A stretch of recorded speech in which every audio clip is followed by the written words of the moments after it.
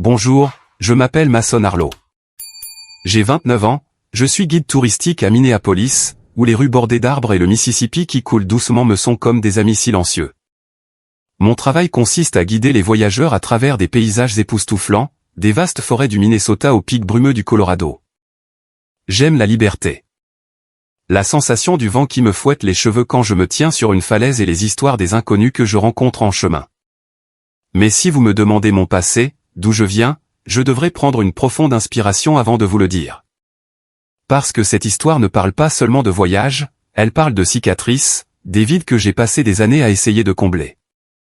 Je suis né à Traverse City, Michigan, une petite ville magnifique avec des rues bordées de cerisiers et des lacs qui scintillent comme de l'argent. Mais mon enfance n'a pas été aussi douce que ces cerises mûres.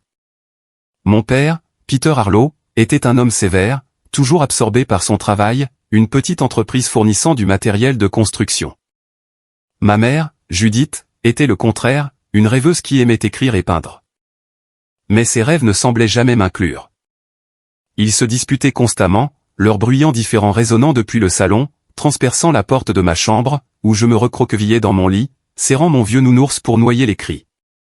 Quand j'avais 7 ans, ils ont divorcé.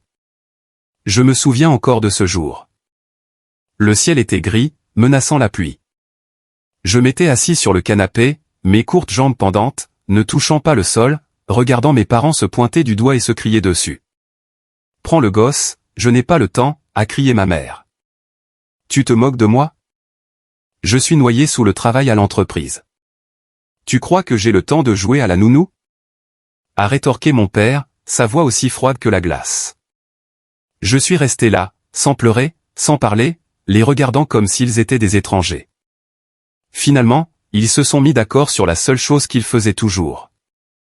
Aucun d'eux ne me voulait, alors j'ai été envoyé vivre chez mes grands-parents. Leur vieille maison en bois se trouvait au bout d'un chemin ombragé de pins, non loin de notre ancienne maison. Mon père m'y a conduit dans son vieux pick-up. L'odeur de l'huile moteur et des sièges en cuir usé me rendait nauséeux. Je me cramponnais à mon petit sac à dos, qui contenait quelques vêtements et mes jouets préférés.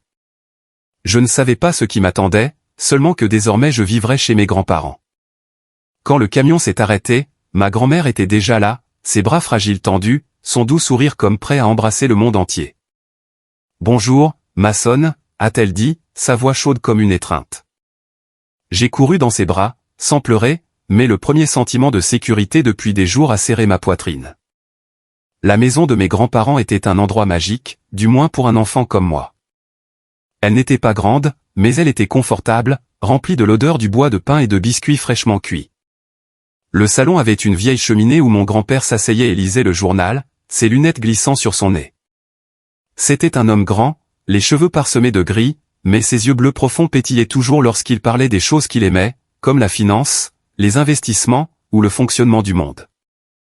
Mason, tu sais que l'argent n'est pas tout, mais c'est un outil pour vivre la vie que tu veux, disait-il, en désignant un vieux carnet rempli de chiffres et de graphiques. Pour moi, un enfant qui ne se souciait que de courir dans les champs, ces choses n'avaient pas d'importance. Je hochais la tête distraitement, puis je me faufilais dehors pour jouer, chasser des lapins dans les bois ou lancer des cailloux sur le lac. Mais mon grand-père ne me poussait jamais. Il souriait, ses yeux pétillants comme s'il connaissait un secret que je ne comprenais pas encore. Un jour, tu verras, Mason, disait-il de sa voix profonde. Tout ce que je t'enseigne ne vise pas à t'enchaîner. C'est pour te donner des ailes. Je ne savais pas ce qu'il voulait dire, alors je souriais et je m'enfuyais. Mes chaussures boueuses laissant des empreintes sur le chemin. Ma grand-mère m'aimait autant que mon grand-père. Elle était l'incarnation de la gentillesse. Chaque matin, elle me réveillait avec l'odeur du pain grillé et de la confiture de cerises maison. Elle m'a appris à faire mes lacets, à plier mes vêtements, et me racontait des histoires de sa jeunesse et de celles de mon grand-père. Ton grand-père était soldat autrefois, mais son cœur est doux comme du coton, disait-elle, les yeux brillants de fierté. Elle était toujours là pour réparer les déchirures de mes vêtements, essuyer mes larmes quand je tombais, ou me serrer dans ses bras quand je posais des questions sur mes parents. Ils sont juste perdus, Mason, disait-elle, même si je savais qu'elle essayait seulement de me réconforter. La vérité était que mes parents ne m'appelaient jamais, ne m'écrivaient jamais. J'étais comme un objet oublié. Et mes grands-parents étaient ceux qui m'avaient recueilli, dépoussiéré et aimé de tout leur être. La vie à Traverse City n'était pas une image parfaite, mais c'était là où je me sentais aimé. J'ai grandi parmi les champs verdoyants, les après-midi à pêcher au bord du lac avec mon grand-père, ou les soirées à écouter les contes de fées de ma grand-mère. Mais au fond, j'ai toujours porté un vide. J'enviais mes amis qui étaient récupérés par leurs parents après l'école ou qui montraient fièrement les cadeaux d'anniversaire de leur famille, tandis que je n'avais que mes grands-parents. Je ne leur en voulais pas à mes parents, mais je me demandais ce que j'avais fait de mal pour qu'ils ne me veuillent pas. Quand j'ai eu 10 ans, j'ai demandé à mon grand-père, pourquoi maman et papa ne veulent-ils pas être avec moi? Il a arrêté d'écrire, a posé son stylo et m'a regardé longtemps. Ce n'est pas comme ça, Mason. Parfois, les adultes font des choix égoïstes parce qu'ils ne savent pas aimer. Mais tu n'as pas besoin d'eux pour devenir un homme bon. Tu as ta grand-mère, et le plus important, tu te trouves toi-même. Ces mots m'ont marqué, mais la douleur est restée comme une cicatrice qui ne guérit jamais complètement. En devenant adolescent, je suis devenu un esprit libre aspirant à l'aventure. Je suis tombé amoureux des longs voyages, des routes menant à des endroits inconnus. Mon grand-père essayait toujours de m'apprendre la finance, les actions et les fonds d'investissement, mais je n'écoutais qu'à moitié. « Papy, je ne veux pas être attaché aux chiffres », lui ai-je dit une fois, riant bruyamment. Il secouait la tête, mais ses yeux semblaient dire « Tu comprendras un jour ». Durant ces années, j'ai vécu comme un oiseau naissant, planant partout, mais revenant toujours au nid chaud de mes grands-parents. Ils étaient mon port, l'endroit où je savais que je serais toujours le bienvenu, peu importe la distance à laquelle je vagabondais. Mais je ne savais pas que ces jours paisibles allaient bientôt prendre fin, et qu'une grande tempête m'attendait à l'horizon. J'ai quitté Traverse City à 18 ans pour étudier le tourisme et la gestion d'événements à l'université du Minnesota à Minneapolis. J'ai adoré ce domaine parce qu'il sonnait comme la liberté. Je ne voulais pas être lié à un bureau où les chiffres ou les réunions sans fin enterraient ma jeunesse. Je voulais vivre, respirer l'air des forêts, entendre les vagues s'écraser sur des rivages lointains. Alors, après avoir obtenu mon diplôme, je suis resté à Minneapolis et j'ai décroché un emploi de guide touristique. C'était le travail parfait pour moi, guidant des groupes à travers des itinéraires magnifiques, des lacs cristallins du Minnesota aux montagnes majestueuses du Colorado. J'aimais raconter des histoires, voir l'étincelle dans les yeux des voyageurs lorsqu'ils découvraient une merveille naturelle pour la première fois. Chaque voyage était une aventure, et je me sentais vraiment vivant. Mais peu importe à quel point je voyageais loin, Traverse City restait ma maison. Tous les quelques mois, je retournais rendre visite à mes grands-parents, apportant des histoires de mes voyages, des instantanés pris sur la route, ou un petit cadeau comme un pot de confiture de cerises de ma grand-mère. Mon grand-père s'asseyait toujours près de la cheminée, son vieux carnet à la main, me posant des questions sur mon travail et ma vie. Toujours à voler comme un oiseau, hein, Mason? Disait-il, sa voix grave teintée d'un sourire. Je hochais la tête, riant bruyamment, mais une petite partie de mon cœur lui était toujours réservée. L'homme qui m'avait appris que l'indépendance n'était pas seulement la liberté, mais la responsabilité. Puis, à 27 ans, tout a changé. Un matin d'automne, j'ai reçu un appel de ma grand-mère. Sa voix tremblait au téléphone, n'étant plus le ton chaleureux que je connaissais. « Mason, ton grand-père, il a le cancer. Les médecins disent que c'est un cancer du poumon. Stade avancé. » Je suis resté figé dans mon petit appartement de Minneapolis, le téléphone m'échappant des mains et tombant par terre. Cancer. Le mot a transpercé ma poitrine comme un couteau. Je ne pouvais pas imaginer mon grand-père, l'homme grand et fort qui s'asseyait calmement près de la cheminée avec un sourire, être vaincu par la maladie. J'ai commencé à passer plus de temps à Traverse City. Mes excursions de guide touristique sont devenues plus courtes, et mes rares jours de congé étaient consacrés à mes grands-parents. Chaque fois que je franchissais le seuil de leur maison en bois familière, mon cœur se serrait. Mon grand-père ne s'asseyait plus près de la cheminée. Il était alité, frêle, ses yeux bleus profonds maintenant voilés de douleur et de médicaments. Mais il essayait toujours de sourire quand il me voyait. « Ne fais pas cette tête, Mason, disait-il faiblement. Je suis toujours là, pas encore parti. J'ai hoché la tête, mais les larmes me montaient aux yeux.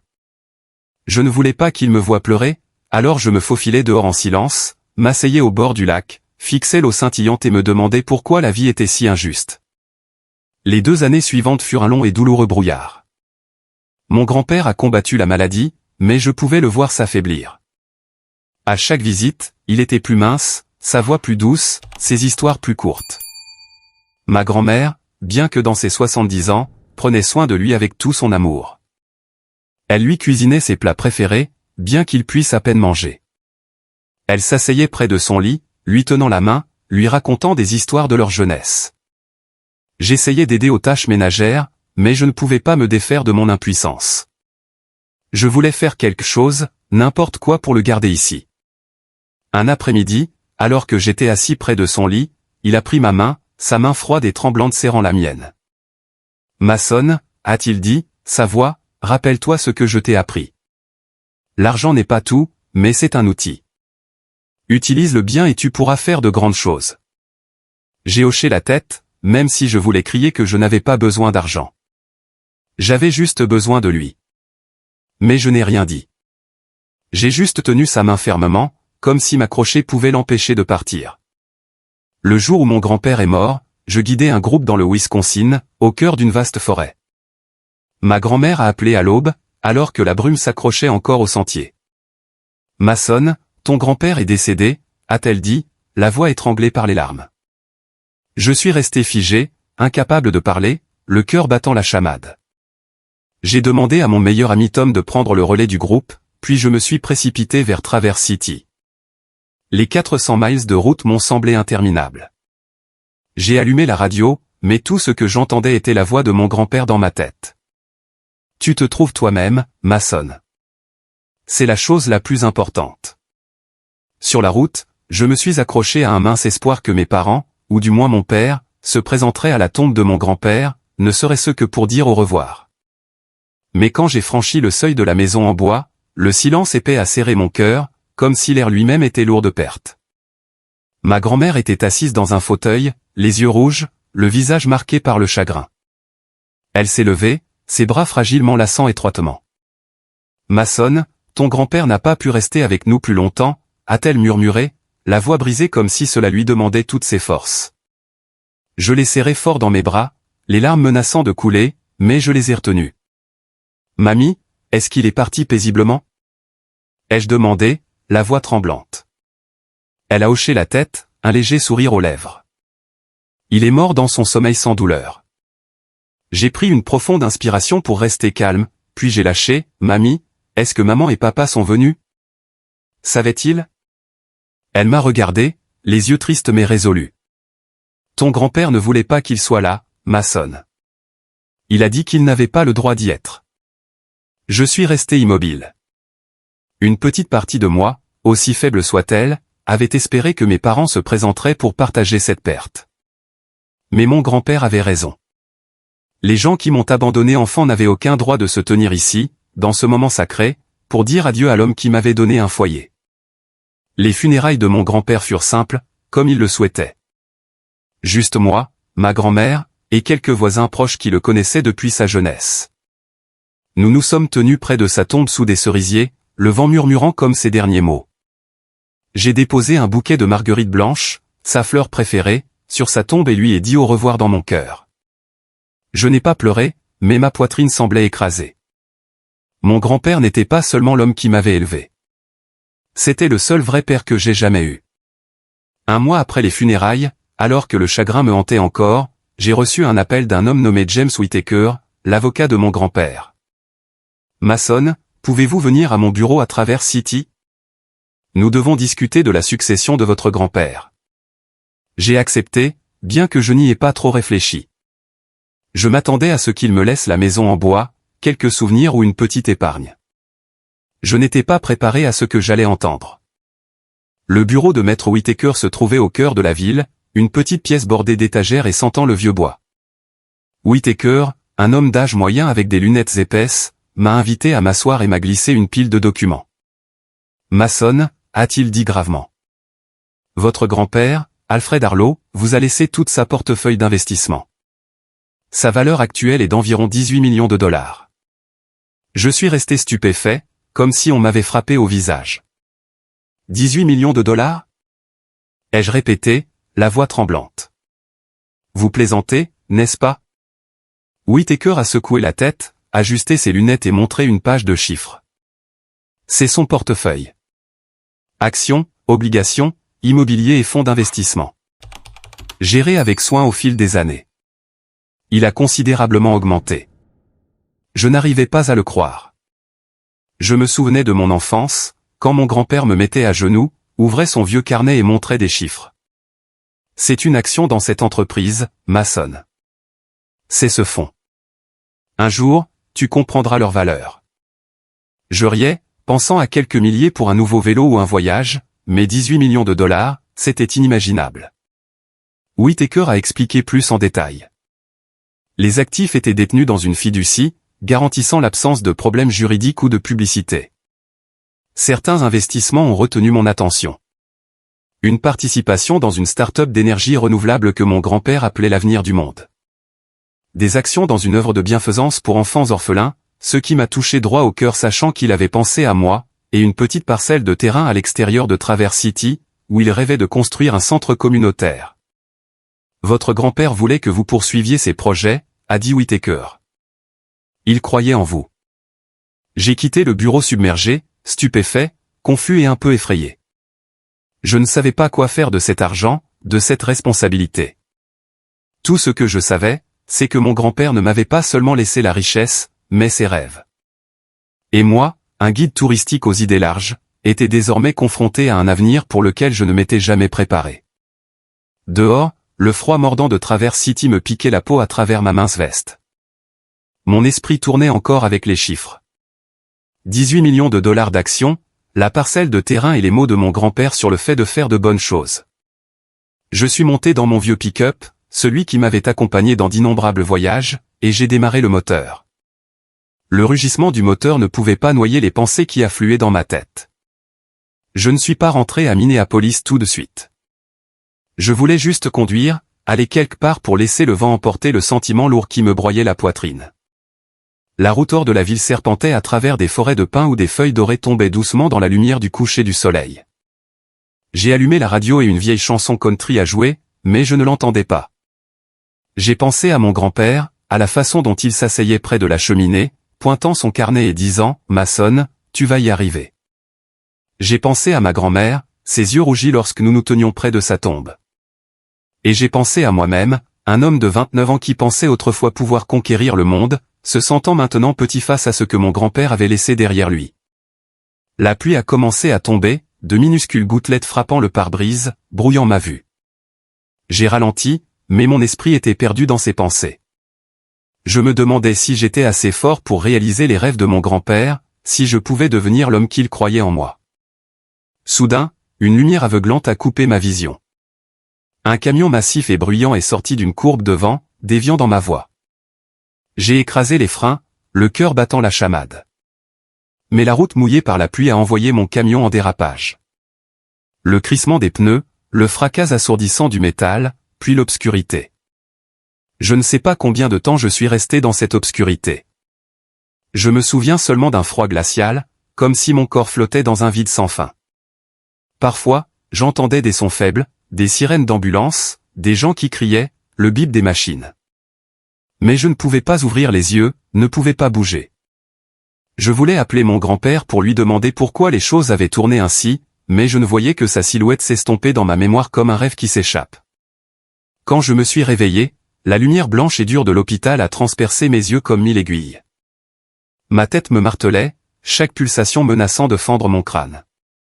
Ma gorge était asséchée comme si j'avais avalé du sable. J'ai essayé de bouger, mais mon corps était lourd, cloué au lit. Une infirmière se tenait à côté de moi, son visage flou dans ma vision brumeuse. « Monsieur Harlow, vous êtes réveillé ?» a-t-elle dit, sa voix douce mais teintée d'inquiétude. « Comment vous sentez-vous » ai-je croassé, la voix. « Où suis-je » Qu'est-il arrivé ? L'infirmière a vérifié les machines à côté de moi, puis a esquissé un sourire rassurant. « Vous êtes à l'hôpital St. Mary's à Minneapolis. Vous avez eu un accident, mais ne vous inquiétez pas. Tout va bien maintenant. Nous allons prendre soin de vous. » Accident. Le mot a résonné dans mon esprit, mais je ne pouvais me souvenir de rien clairement. Juste la lumière aveuglante, le fracas du métal, puis l'obscurité. Un homme est entré, portant une blouse blanche, ses cheveux poivre et sel encadrant une expression calme mais sérieuse.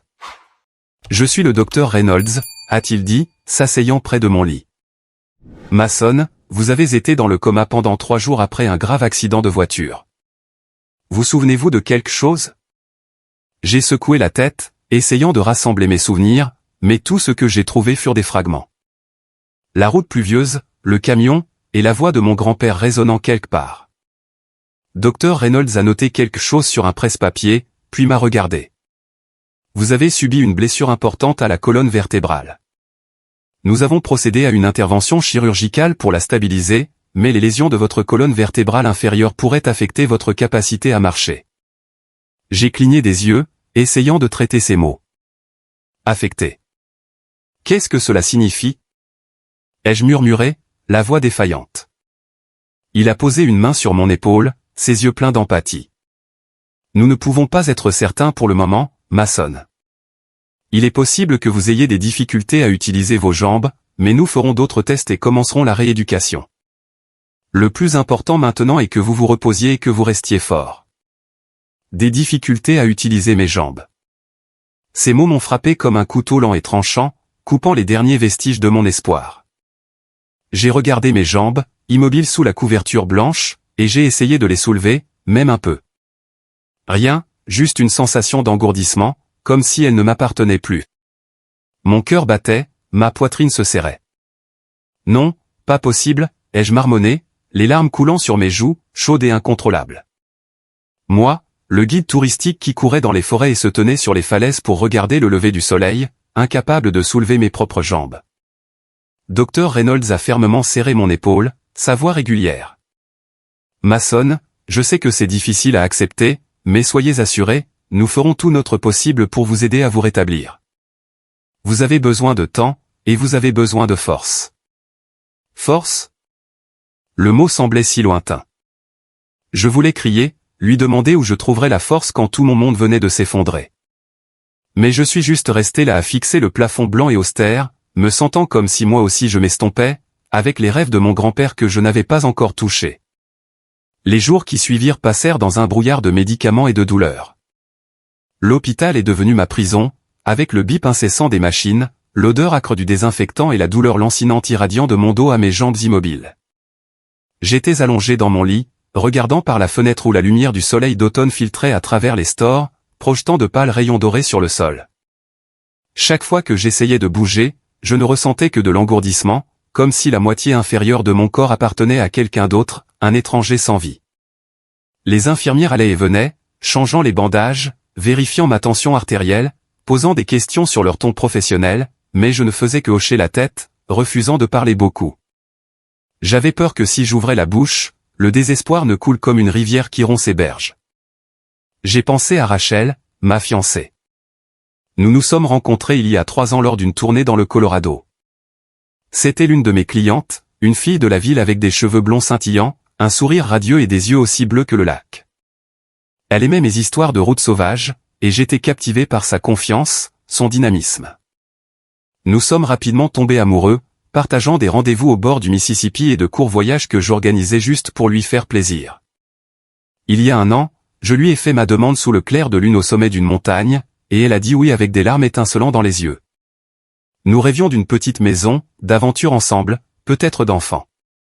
Maintenant, tout cela semblait un fantasme. Je n'avais pas osé l'appeler. Comment dire, chérie, je suis paralysé. Je ne suis pas l'homme que tu connaissais. Mais l'après-midi du 4e jour après mon réveil, la porte de ma chambre d'hôpital s'est ouverte et Rachel est entrée. Mon cœur a battu la chamade à la vue d'elle. Toujours aussi belle dans une veste en cuir et portant un sac à main de marque. J'ai essayé de sourire, levant une main pour faire signe, mais elle n'a fait que hocher la tête, son regard évitant le mien. Mason, a-t-elle dit, sa voix aussi froide qu'un vent d'hiver. Elle ne s'est pas précipitée à mon chevet, ne m'a pas serré dans ses bras, ne m'a pas posé de questions sur mon état. Au lieu de cela, elle s'est tenue à distance, bras croisés, comme si elle était à une réunion d'affaires, pas en visite à son futur mari. « Tu es là ?» ai-je dit, essayant de garder ma voix gaie malgré ma gorge sèche. Je m'ennuyais tellement de toi. Elle a regardé le sol, puis par la fenêtre, n'importe où sauf moi. le médecin m'a appelé. Ils ont dit que tu avais eu un accident.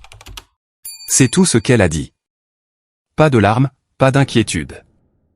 Une vague de malaise m'a envahi comme un sombre courant sous-jacent. Assieds-toi.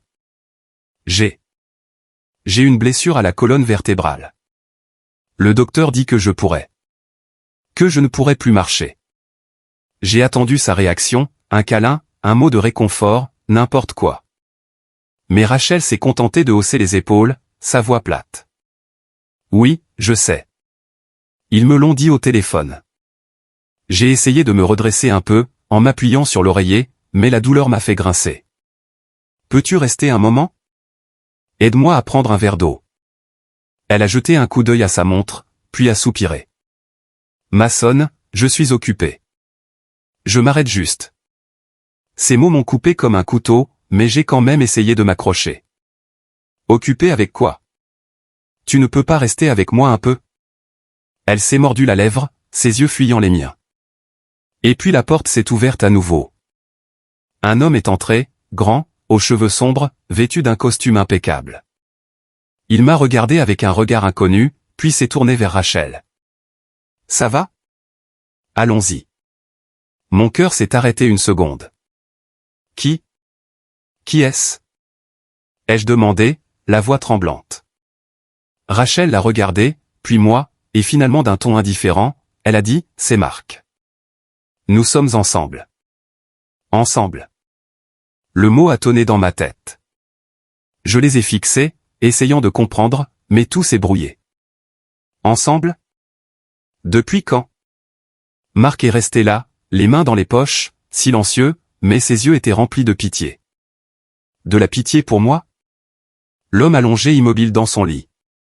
Rachel a soupiré comme pour expliquer une corvée triviale. Depuis quelques mois avant ton accident, je n'étais plus heureuse avec toi, Mason. Tu étais toujours parti, me laissant seul. Marc est différent. Il est stable. Il est là pour moi. Le monde s'est effondré autour de moi pour la deuxième fois. Le choc, la douleur et la colère se sont mêlés. Tu m'as trompé. Nous allions nous marier. J'ai tendu la main pour essayer d'attraper la sienne, mais elle a reculé comme si j'étais contagieux. Ne fais pas ça, Mason. Je suis venu pour clarifier les choses. C'est fini entre nous. Je n'arrivais pas à y croire. Les larmes me montaient, mais j'ai lutté pour les retenir, m'accrochant à la dernière parcelle de ma dignité. Rachel, ne pars pas. Je peux changer. Mon grand-père m'a laissé un héritage. 18 millions de dollars. Nous pourrions vivre confortablement. Tu n'aurais à t'inquiéter de rien. Je prendrai soin de toi, même. Même comme ça. J'ai parlé vite, espérant que l'argent la retiendrait, la ferait voir que j'en valais toujours la peine. Mais Rachel a ri, un rire froid et moqueur. Un héritage?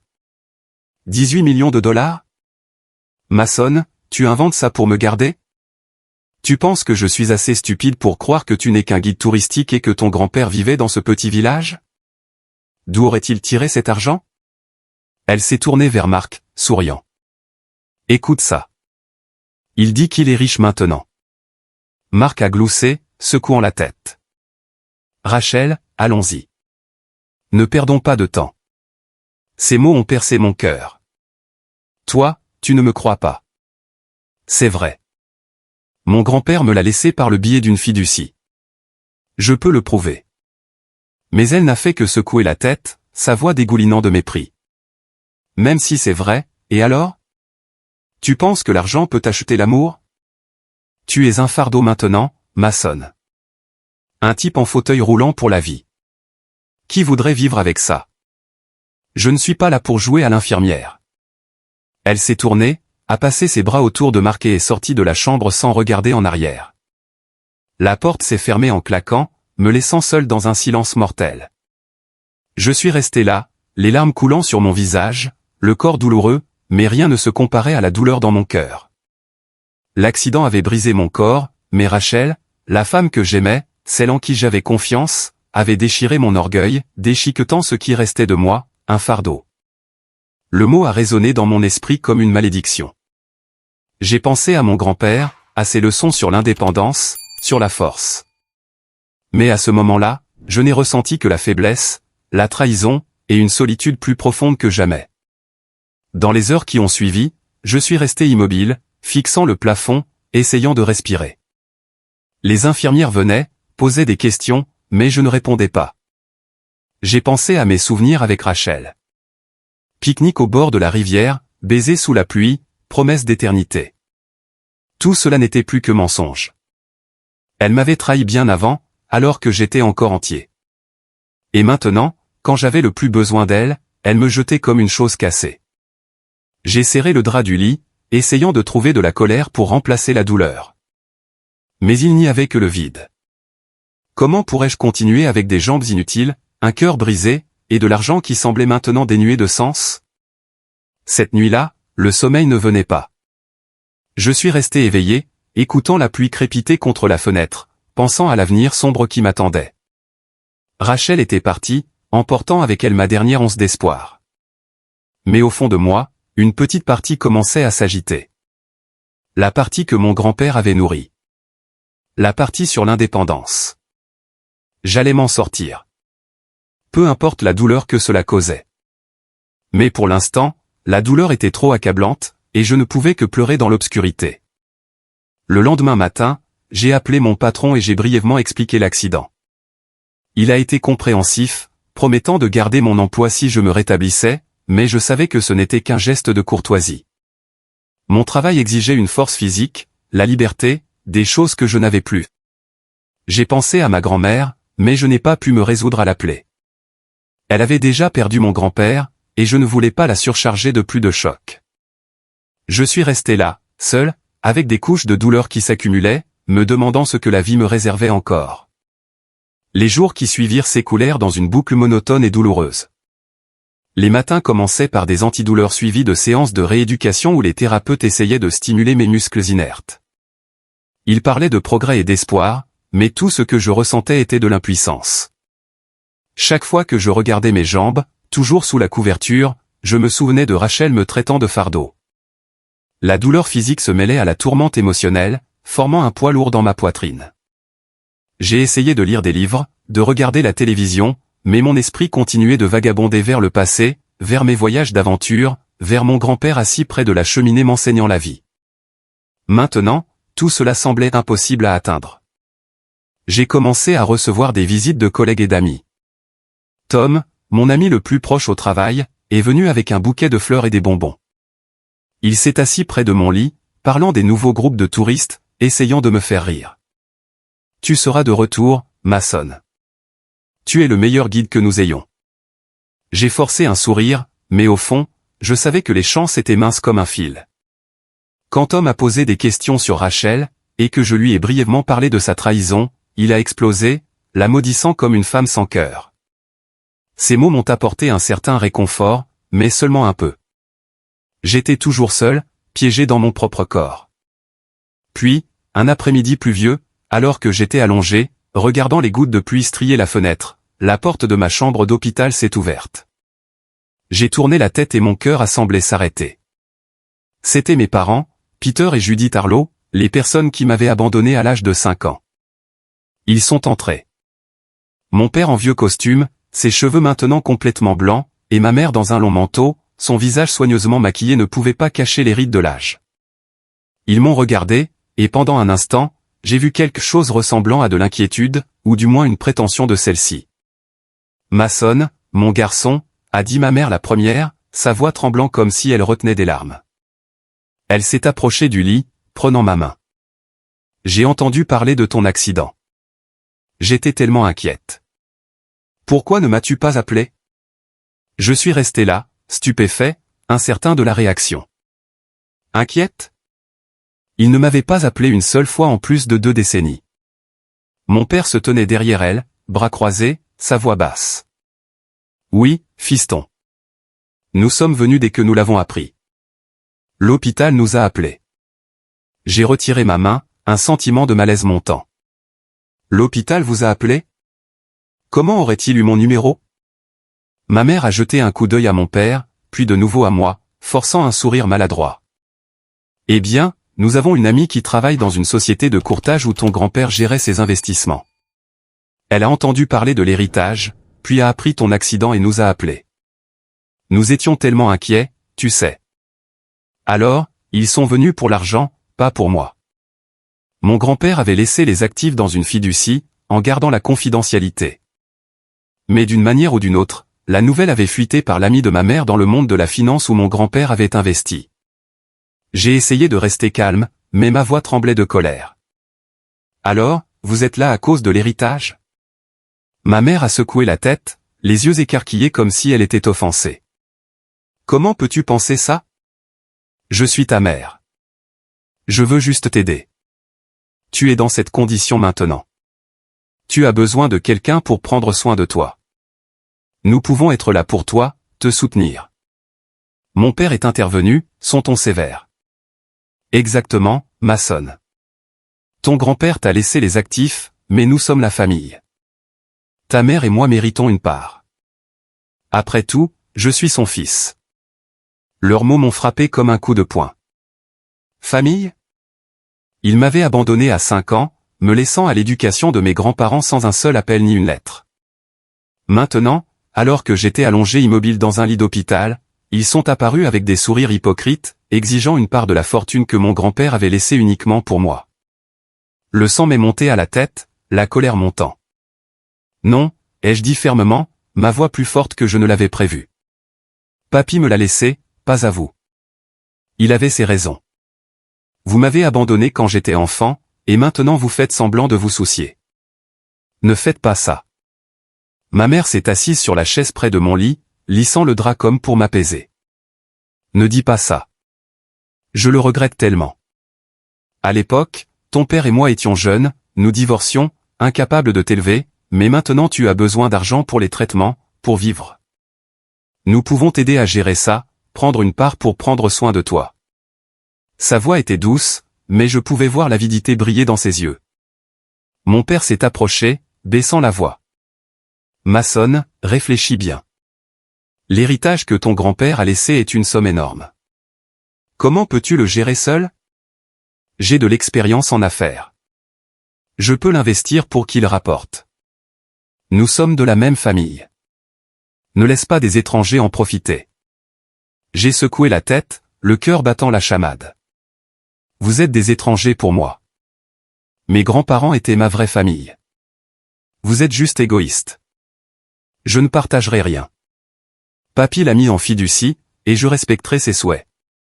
La tension a monté. Ma mère a commencé à pleurer, des larmes de crocodile coulant sur ses joues.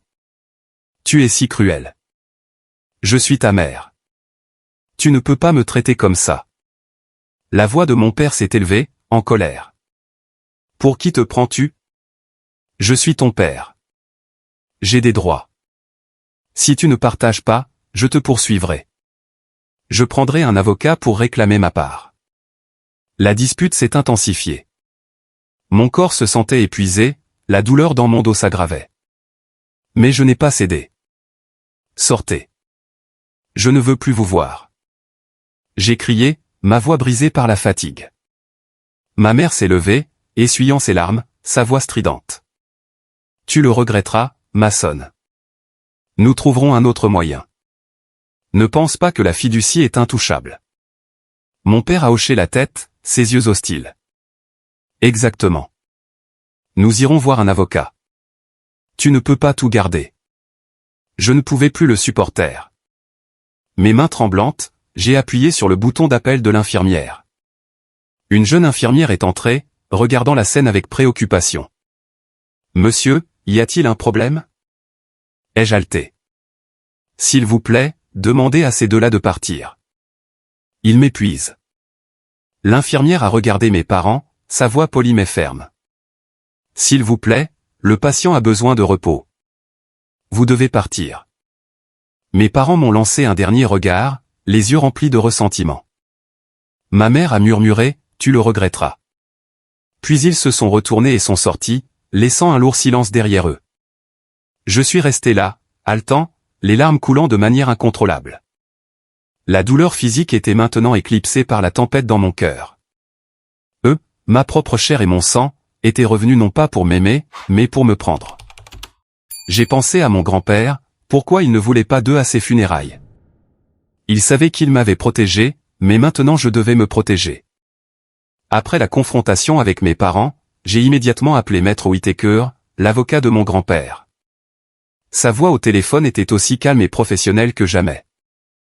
Mason, ne vous inquiétez pas.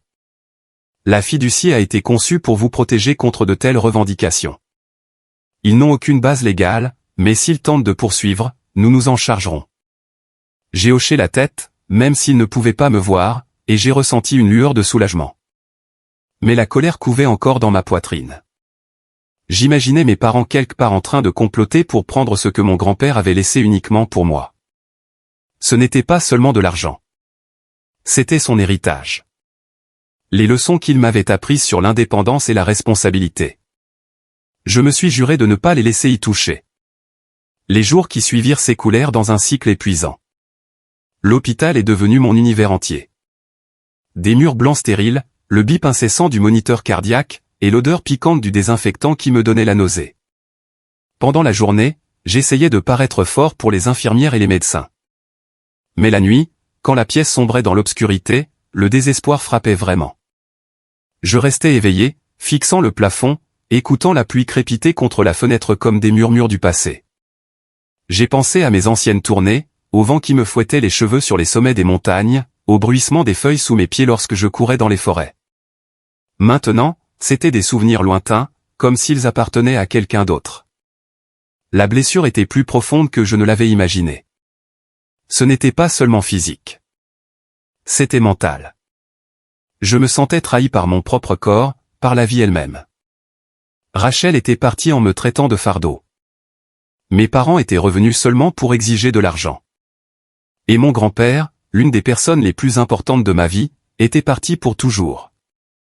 De nombreuses nuits, j'ai pleuré en silence, serrant le drap du lit jusqu'à ce que mes jointures deviennent blanches. Pourquoi moi? Ai-je murmuré dans l'obscurité? Je me demandais si cela valait la peine de continuer quand tout s'était brisé. Des pensées sombres de mettre fin à tout cela traversaient mon esprit, mais je les repoussais. Non, je ne pouvais pas. Mon grand-père ne m'avait pas seulement laissé la richesse, mais la responsabilité. L'argent est un outil, Mason. Utilise-le judicieusement. Sa voix résonnait dans ma tête. Je devais continuer pour poursuivre ce qu'il m'avait laissé, pour prouver que j'en étais digne. Ce devoir était la seule chose qui me retenait de l'abîme. Un fil fragile me maintenant attaché. J'ai pris le téléphone d'innombrables fois, composant le numéro de ma grand-mère, pour raccrocher. Elle avait près de 80 ans, sa santé fragile depuis la mort de mon grand-père. Elle avait une pression artérielle élevée, et son médecin l'avait averti du risque d'un accident vasculaire cérébral si elle subissait trop de stress. Comment pouvais-je lui dire, « Mamie, je suis paralysé. Je ne peux plus marcher. » J'imaginais sa voix tremblante, ses larmes, et mon cœur se serrait. Je ne voulais pas lui causer plus de douleur. Au lieu de cela, j'ai appelé Tom, lui demandant de prendre de ses nouvelles et de lui faire passer un message disant que j'étais occupé par le travail. « Tu lui caches ça ?» a demandé Tom, sa voix empreinte d'inquiétude. Juste pour l'instant, ai-je répondu. Mais je savais que je ne pouvais pas garder le secret éternellement. Dans les jours qui suivirent à l'hôpital, j'ai commencé à apprendre à utiliser un fauteuil roulant. Aaron, l'infirmier principalement responsable de mes soins, me promenait dans les couloirs, m'apprenant à le manœuvrer. La première fois que j'ai quitté ma chambre, la brise d'une fenêtre ouverte me caressant le visage m'a rappelé mes tournées. J'ai pleuré, mais j'ai rapidement essuyé les larmes. « Tu fais de bons progrès », a dit Aaron. J'ai hoché la tête, mais à l'intérieur, il y avait toujours un vide. Cette nuit-là, je suis resté éveillé à nouveau, pensant à ma grand-mère. Elle a appelé plusieurs fois pour demander pourquoi je n'avais pas rendu visite. Le travail a été chargé, mamie, ai-je menti, forçant un ton joyeux. Mais je savais que le temps pressait. Je devais lui dire la vérité, aussi douloureuse soit-elle. Après 4 mois à l'hôpital, Dr Reynolds a finalement signé mes papiers de sortie. « Vous êtes prêt à rentrer chez vous, Mason ?» a-t-il dit, me tapotant légèrement l'épaule. « continuer la thérapie et rester fort. J'ai hoché la tête, mais mon cœur était lourd. Chez moi. Où était cet endroit? Mon appartement loué à Minneapolis n'était plus qu'un espace froid et vide rempli de souvenirs de Rachel et des voyages que j'avais perdus. Je ne pouvais pas rester là seul avec mes jambes immobiles et mes murs silencieux. J'ai décidé de retourner à Traverse City chez ma grand-mère, l'endroit où j'ai grandi, où mon grand-père m'a appris la force intérieure. C'était le seul endroit où je me sentais en sécurité, même si je savais que la vérité sur ma condition la blesserait. D'abord, j'ai appelé mon patron, Mike, pour démissionner. Sa voix au téléphone était pleine de surprise et d'inquiétude. « Mason, tu es sûr? Nous pourrions t'arranger un travail de bureau ou attendre que tu te rétablisses. » J'ai soupiré, expliquant brièvement que ma condition était permanente. « Ça ne marchera pas, patron. Je ne peux plus faire de tournée. C'était mon travail, ma passion. » Il est resté silencieux un instant, puis a soupiré. « Je comprends que tu faisais partie de l'équipe, Mason. Mais si tu changes d'avis, les portes sont toujours ouvertes. » Puis j'ai mentionné l'héritage de mon grand-père. Pas en détail, juste assez pour qu'il sache que je serai financièrement à l'aise. Mon Dieu, félicitations. C'est un sacré cadeau du vieux. Tu le mérites. Je pouvais entendre son sourire, mais il était teinté de sympathie. Il a promis de le dire à mes collègues qui m'enverraient leurs félicitations. Tom a appelé juste après, sa voix un mélange d'excitation et de regret. Tu es riche, toi le diable. Mais je suis effondré. Je ne te reverrai plus au bureau. Je suis tellement désolé, mais félicitations. Tu peux vivre comme un roi maintenant. Ces mots m'ont réchauffé, mais m'ont aussi rappelé que ma vie avait changé pour toujours. Préparer mes affaires à Minneapolis n'a pas été facile. J'ai engagé une entreprise de déménagement pour m'aider car je ne pouvais pas le faire moi-même. Assis dans mon fauteuil roulant, je les ai regardés emballer mes affaires, des vêtements de voyage usés, des photos de la route, et quelques souvenirs de Rachel que j'ai jetés à la poubelle sans hésitation. L'appartement devenait de plus en plus vide, et une tristesse silencieuse s'est installée en moi. J'ai rendu les clés au propriétaire, qui m'a regardé avec pitié. « Bonne chance, Mason », a-t-il dit. J'ai hoché la tête, puis j'ai engagé un camion de déménagement pour emmener mes affaires à Traverse City. Le voyage de plus de 400 miles m'a semblé interminable.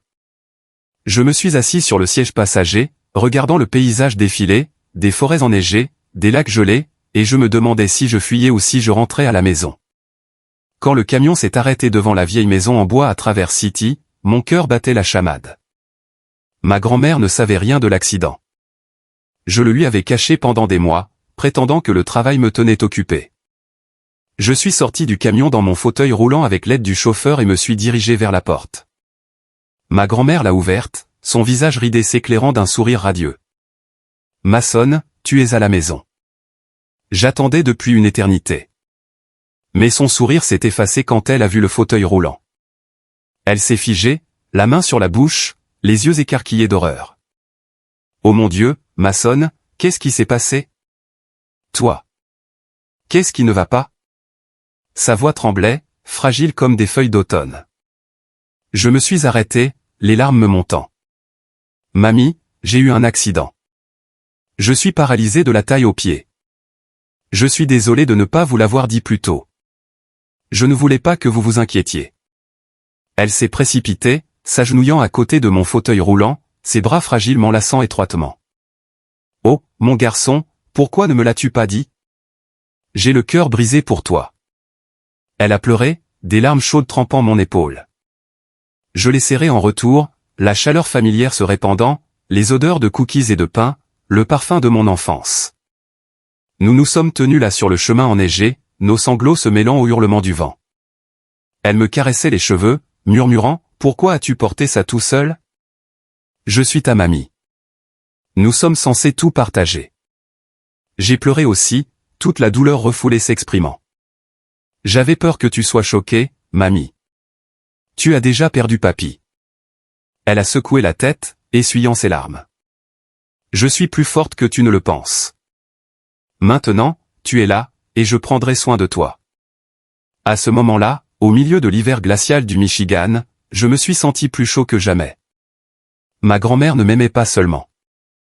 Elle m'a grondé pour avoir caché la vérité, mais c'était un reproche affectueux, me faisant savoir que je n'étais plus seul. Les premiers jours chez ma grand-mère furent un ajustement difficile. La vieille maison en bois n'était pas conçue pour un fauteuil roulant. Des petites marches, des couloirs étroits, et une salle de bain exiguë me faisaient trébucher. Ma grand-mère m'aidait pour tout, me poussant dans le salon, me préparant mes plats préférés. Pain grillé avec confiture de cerise maison, soupe de poulet fumante. Mange pour garder tes forces, disait-elle, sa voix pleine d'encouragement. J'ai lentement appris à me débrouiller, me déplaçant dans la maison, m'habillant moi-même, essayant même de cuisiner des repas simples sur le comptoir bas de la cuisine.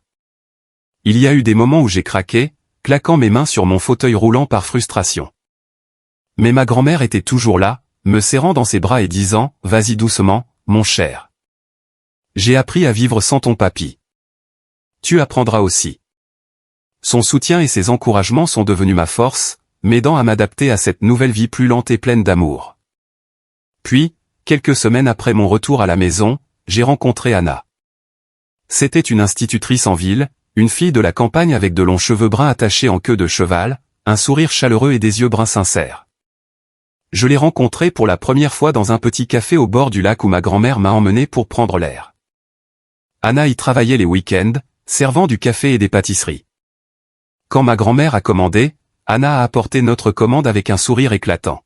« Salut, Madame Lilian. »« Et salut à toi. » J'ai hoché la tête mais j'ai évité son regard, mal à l'aise à propos du fauteuil roulant. « Merci » ai-je marmonné, fixant mon café. Je me considérais comme un homme handicapé. Qui voudrait me parler? Mais Anna n'a pas abandonné. Lors de visites ultérieures lorsque ma grand-mère m'y ramenait, elle engageait la conversation. « Tu es maçonne, n'est-ce pas ?» a dit Madame Lilian. « Tu étais guide touristique. » Ça a l'air passionnant. Sa voix était sincère, sans la moindre trace de pitié. Au début, je gardais mes distances, répondant sèchement. Ouais, j'étais. J'avais peur que si j'ouvrais mon cœur, elle verrait ma faiblesse. Mais Anna était patiente, partageant des histoires sur son travail, apprenant aux enfants à peindre, leur lisant des contes de fées, et me posant des questions sur mes voyages. Raconte-moi le Colorado. Je n'ai jamais quitté le Michigan. Lentement, à travers des moments simples, un café chaud et un après-midi au bord du lac à regarder le coucher du soleil, j'ai commencé à m'ouvrir. Notre connexion s'est développée naturellement, sans forcer. Anna a rendu visite à ma grand-mère, apportant des cookies faits maison et s'est assise pour parler avec moi pendant des heures. Elle a partagé sa propre enfance difficile. Son père est mort jeune. Sa mère a eu du mal à élever ses frères et sœurs.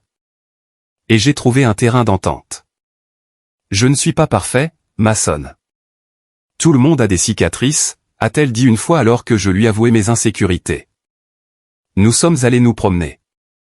Elle poussait mon fauteuil roulant le long des chemins bordés de cerisiers, racontant des blagues, chantant de vieilles chansons folkloriques. Un jour, lors d'une pluie soudaine, nous nous sommes réfugiés sous un arbre, et elle m'a tenu la main. « Tu es plus fort que tu ne le penses. » Mon cœur s'est ému, non pas par pitié, mais par sa sincérité.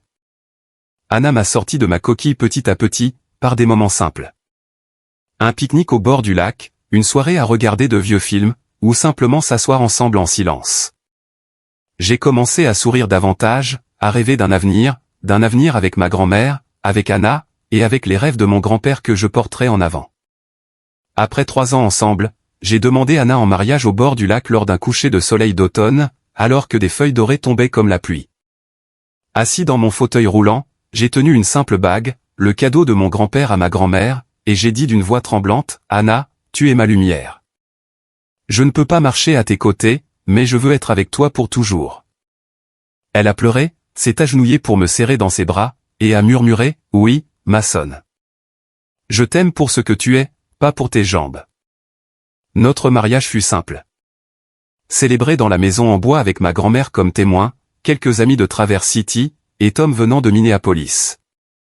Ma grand-mère a pleuré tout du long, me caressant la main.